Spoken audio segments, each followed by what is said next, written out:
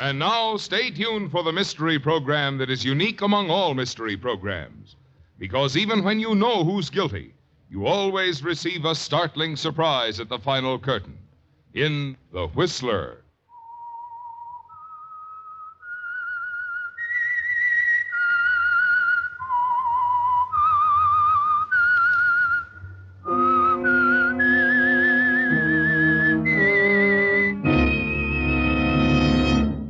I am the Whistler, and I know many things, for I walk by night. I know many strange tales hidden in the hearts of men and women who have stepped into the shadows. Yes, I know the nameless terrors of which they dare not speak.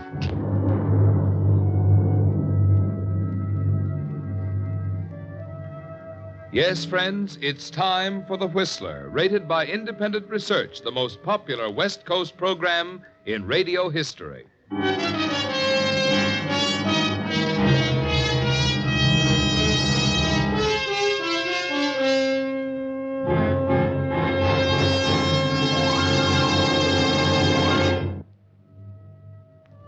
And now, The Whistler's strange story. Triple Play.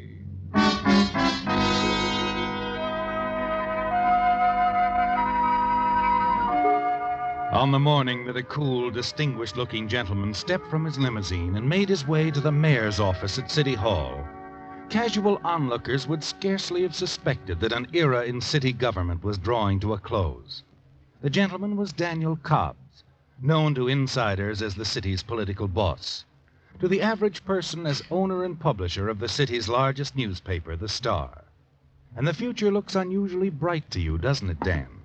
As you stop at the desk of the mayor's attractive and gracious secretary, Patricia Wolcott. Well, Patricia, is the mayor in? Yes, Dan. Shall I tell him you're here? Oh, I can wait a few minutes. You know, I shouldn't come up here at all. Oh, why not? Your beauty is simply overwhelming. I won't get a stitch of work done all day. Oh, Dan. Stupid of me, I know, to fall in love with a woman half the city is pursuing. Not if she's the right woman. Is she? She doesn't know yet, for sure. When do you suppose she will know? In the fullness of time. Now I have work to do. All right, but don't forget who you're having dinner with tonight. How could I? Shall we take in that new play at the Globe afterward? Wonderful. I'll expect you at 6. Now I better tell Leslie you're waiting. Mr. Cobbs is here to see you. Send him in. Dan, you going to tell him? Yes, but don't worry about Leslie. He'll take it all right. See you later, darling. Well, how's our mayor this fine morning? Never felt better. What can I do for you, Dan? I'll get right to the point. Don't have much time. I'm meeting my editors this morning at 11. Shoot. It's this way. I'm announcing your retirement from public office this evening in the last edition of The Star. Why, you can't be serious. I am. You're not running in the next election because you're tired of public life, Leslie, and are eager to get back to some real living on your farm. Oh, but I don't understand. I've played ball with you, haven't I? That's not the point. No complaints, but frankly, there is a man I'd prefer to see as mayor. Who's that? Myself. Oh, I see. Well? Yeah, well, I'll step aside, naturally. Well, I wouldn't be here if it weren't for you, but, well, you thought this over carefully, Dan? Of course I have. Yeah, Stump Reynolds is going to be running against you. I don't like to say this, but you won't have much of a chance against Stump. I'll take care of Stump Reynolds, Leslie. All you have to do is get out there and give me your support without any hedging. Yes, I'll welcome the opportunity. I'll do everything I can for you, Daniel. I trust you will. Oh, by the way, Yeah? I wish you'd see to that reception room before election. It's as cheerful as a tomb. I'd like to have it redecorated before I move in. You could cover those atrocious wire glass windows with some deep red drapes, and a soft gray would do nicely for the walls. Anything else? Yes. I'd like to have the floor done in aquamarine. Aquamarine? That's right, aquamarine. A little unusual, but I like it. Okay, I'll place the contract. I admire your self-confidence, Daniel. I'll bet you do. But whether you like it or not, I go after what I want, and I get it.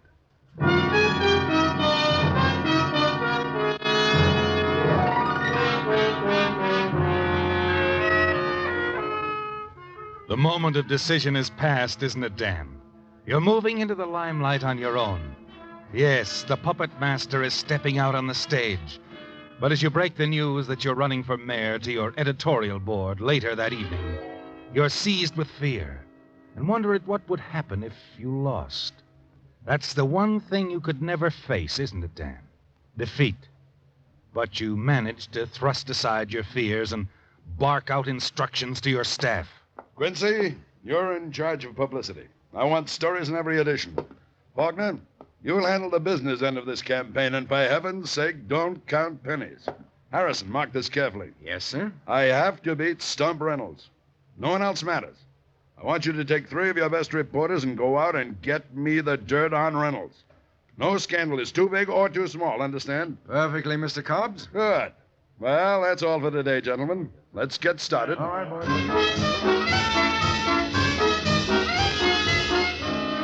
The campaign is underway. There's no turning back now, is there, Dan?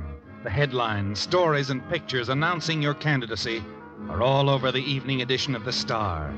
And you're a little jittery when you first pick up Patricia. Take her to dinner at your club.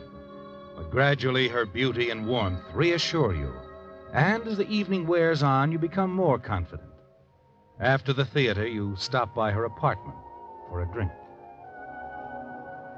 I've heard about Stump Reynolds, Dan, but what about this other man that's running? What's his name, Coleman? John Coleman? Yes.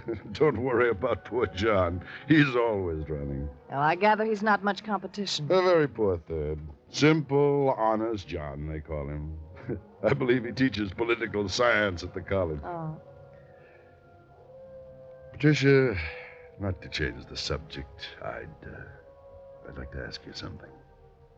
You're being very serious suddenly. I mean to be. No, Dan, please. Oh, Dan, you shouldn't have done that. Why not? I said in the fullness of time, remember? I'm in love with you. You know that. Yes, but I want you to wait. I'm not sure that I can, Patricia. Then we'd better not see each other for a while. When will you know? Can I take a rain check until after the elections? You're going to be busy campaigning. So that's what you're waiting for. To see if I'm the next mayor. I think you ought to know, Dan. I don't like myself for it, but I'm a very ambitious woman. Don't worry. I'll win. Are you very angry with me? Yes, I am. But I can't blame you. I play to win. Why shouldn't you? I'm glad you see it that way, Dan, because that's what I'm doing. Playing to win.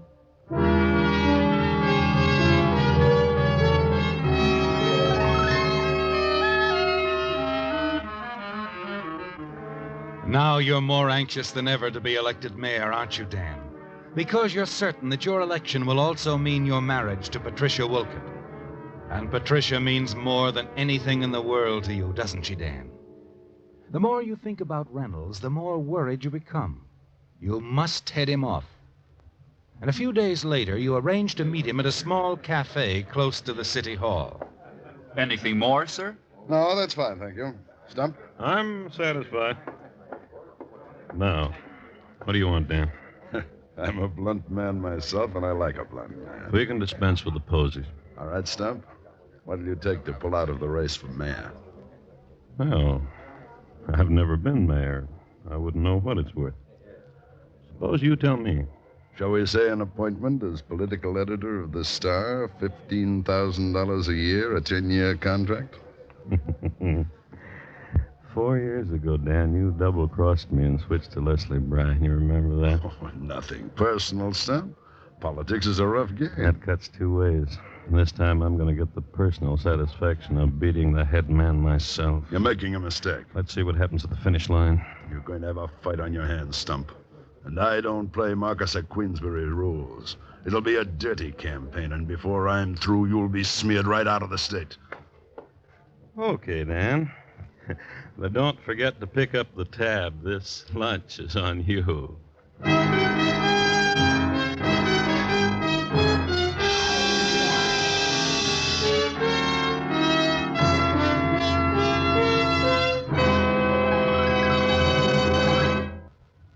Back to the Whistler.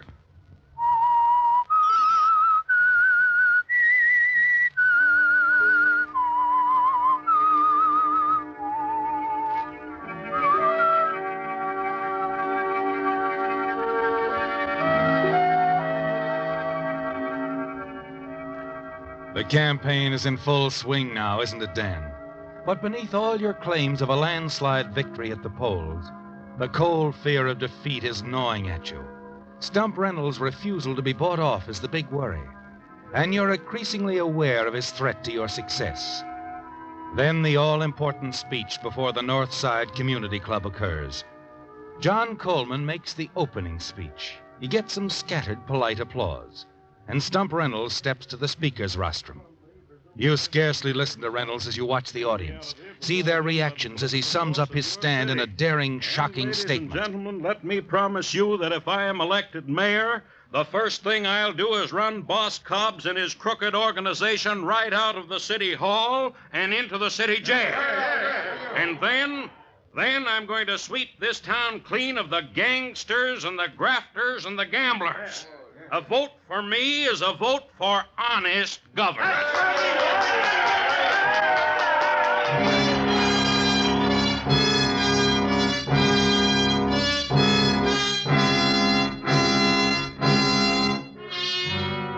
Following your introduction, which is received with a mere ripple of applause, you step to the speaker's rostrum with fists clenched, Dan, ready to fight back. Ladies and gentlemen, honored guests, it is a pleasure to be here this evening among my many friends and readers.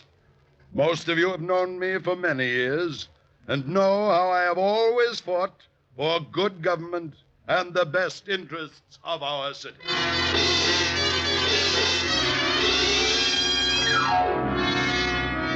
You do your best, but the rest of your speech doesn't go well, does it, Dan? And as you leave, your sure defeat is staring you in the face.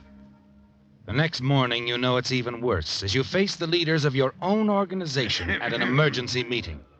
Do you still figure on beating Reynolds, Dan? I'll beat him yet, Charlie. I know I will. You can make yourself a chunk of money, Dan. The bookies are giving 5 to 1. You lose. I know. Bookies and polls have been wrong before. Yeah, you're the boss, Dan. What you say goes. We all think you ought to pull out and run Leslie Bryan for re-election. I want a little more time, boys. I'll get something on Reynolds, some dirt. I promise you I'll find a way to beat him.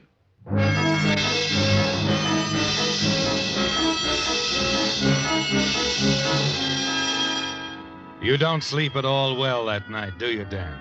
And as much as you bully your reporters during the next few days, they can pin nothing of consequence on Stump Reynolds. Then one evening, as you're nervously pacing back and forth in your downtown apartment, the doorbell rings. Patricia. Hello, Dan. I can only stay a minute. Oh, sit down. Drink? Yes, thanks. Scotch and water. I'll fix it right out. You know, I've missed you. I've missed you, too. I suppose you're up to date on the campaign. Yes, that's why I'm here. And Scotch. Thanks. Did Leslie Bryan send you with a gentle hint that I quit? No, good news. I'd like to hear some. Leslie's got a tip on Stump Reynolds. What? He's found his weak spot. It seems Reynolds can't keep away from the poker and dice tables. Once or twice a week, he sneaks away to a small spot on the outskirts of town called the 611 Club. Are you sure? Quite sure. Thank you, Patricia. Oh, don't thank me. Thank Leslie Bryan. Do that for me, will you? He's been a real friend. Let me get to the phone. I'll talk to you later, darling.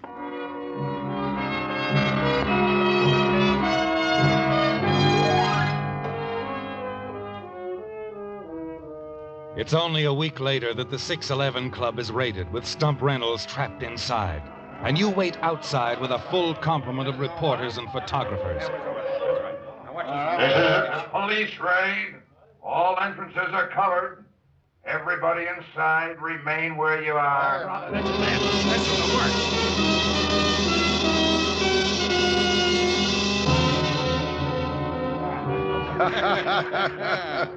The police are bringing him out now. Doesn't Stump look dapper in handcuffs? Harrison, get to work. Yes, sir. Joe, get some shots of him and the cops. Pete, train your lens on the patrol wagon. Get some pictures of the cops shoving them in. Then follow them down to the city jail. Be sure to get a big one of Reynolds behind bars. Very good, Harrison, very good. Well, the police are bringing him this way. Hello, Reynolds. Good to see you. I'll get you for this, Cobbs. I swear it. All's fair in love, war, and politics, Mr. Reynolds.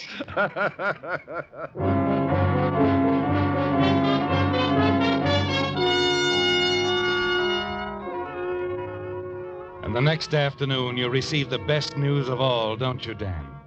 It happens while you're celebrating Stump Reynolds' arrest with a few political cronies around the radio at a bar in the lobby of the Star Building, waiting for the announcement you know is coming. Ladies and gentlemen, a late bulletin from our newsroom. Mr. Stump Reynolds announced just a few moments ago from his campaign headquarters that he is retiring from the race for mayor. Mr. Reynolds, who was released from jail this morning following his arrest during a gambling raid, was running on a clean government platform. Now, back to our music. Gentlemen, a toast, gentlemen, to Stump Reynolds and clean government.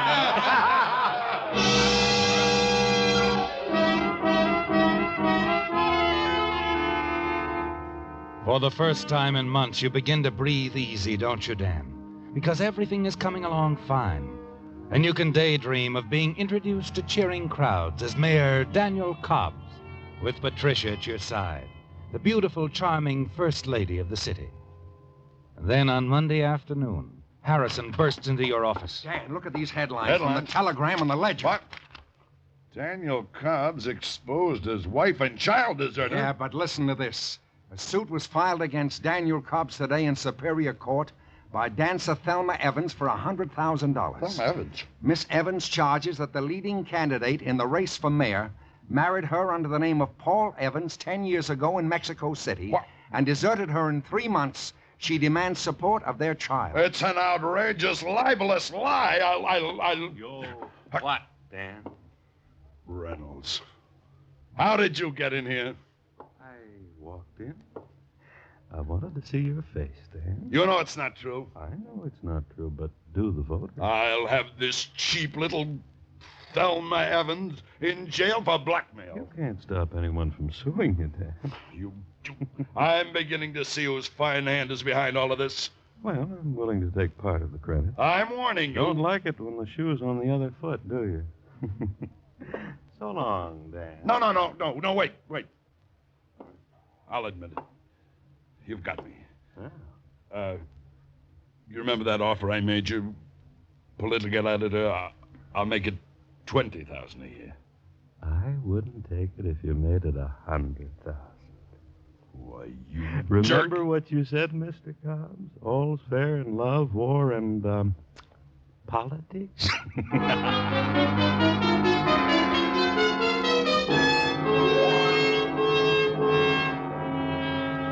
The opposition newspapers won't let go of Thelma Evans' charges, will they, Dan? And in spite of all your denials, the scandal takes hold and grows. Even some of your own supporters begin to think that where there's smoke, there's fire. Finally, at another emergency meeting. Well, we've gone along with you as far as we're going to, Dan. Oh, bosh. The phony charges of a stupid little dancer send you all running for cover? I'll see this thing through. Alone? Well, you wouldn't dare dump me now. Oh, yes, we would. We're drafting Leslie Bryan to run for re-election as the people's choice. Right. We expect you to jump on the bandwagon. So I have no choice. All right, I'll go along.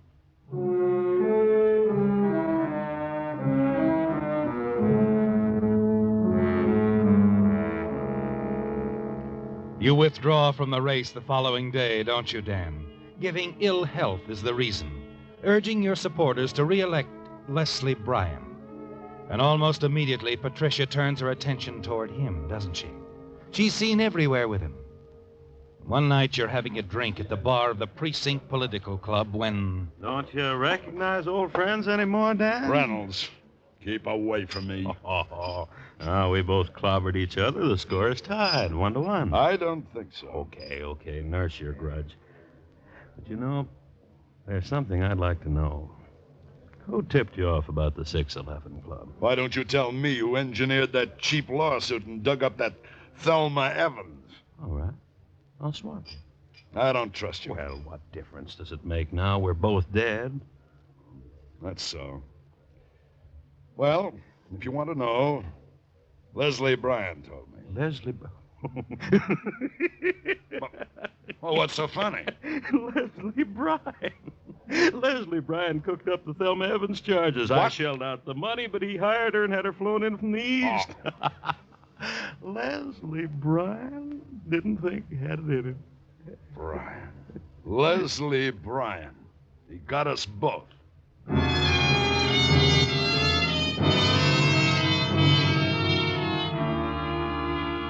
The more you think about it, the angrier you get, and the more you hate Leslie Bryan.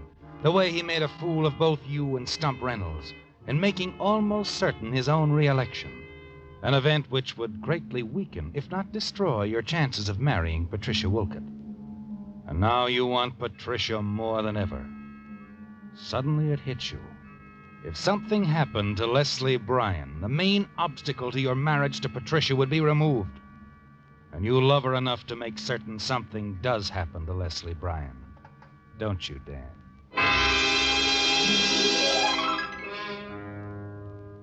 As the days pass, you wonder more and more just how to bring this about.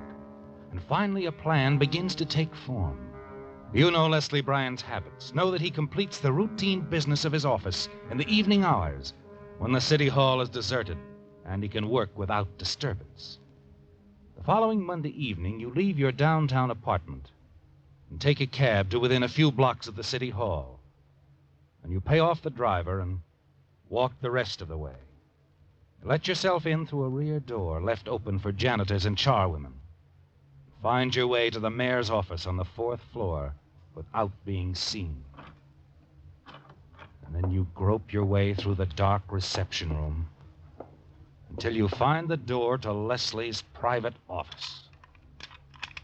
Who's there? Dan, you idiot.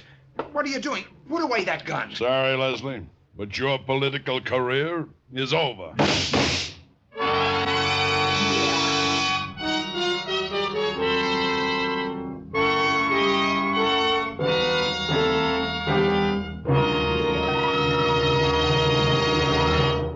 The Whistler will return in just a moment with a strange ending to tonight's story. And now, back to the Whistler.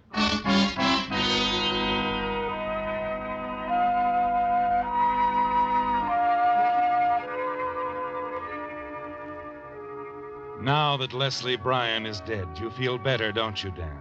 And you're sure you'll get away with it, aren't you?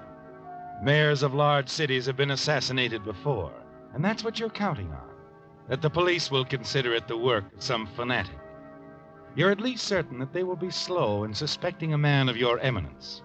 And so, Dan, when a detective from headquarters comes to your apartment an hour later, you're in an easy chair, a drink in hand, your feet resting comfortably on the hassock.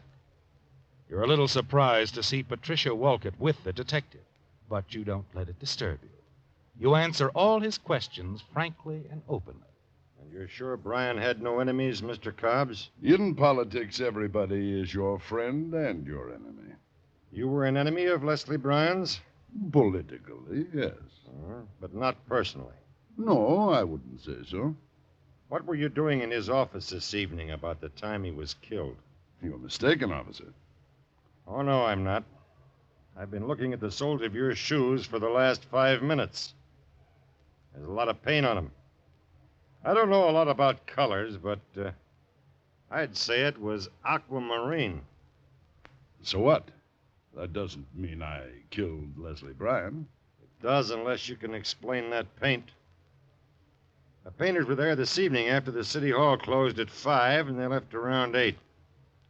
You must have gotten there about 9. I'm afraid you'll have to come down to headquarters, submit to a paraffin test. Now, just a minute. Oh, stop it, Dan.